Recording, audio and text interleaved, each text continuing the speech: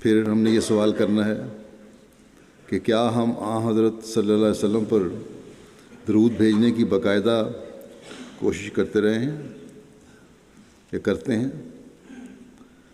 کہ یہ اللہ تعالیٰ کی کے خاص حکموں میں سے ایک حکم ہے مومنوں کو، اور یہ دعاؤں کی قبولیت کا ذریعہ بھی ہے۔ حضرت صلی اللہ علیہ وسلم نے فرمایا اگر درود کے بغیر دعائیں ہیں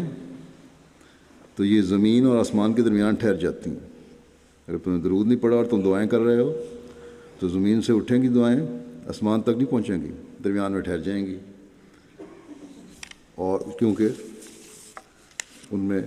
وہ طریق شامل نہیں جو اللہ تعالیٰ نے بتایا ہے۔ آسمان تک پہنچانے کے لیے ضروری ہے کہ دعاؤں کے ساتھ درود بھی ہو۔ اے شخص تو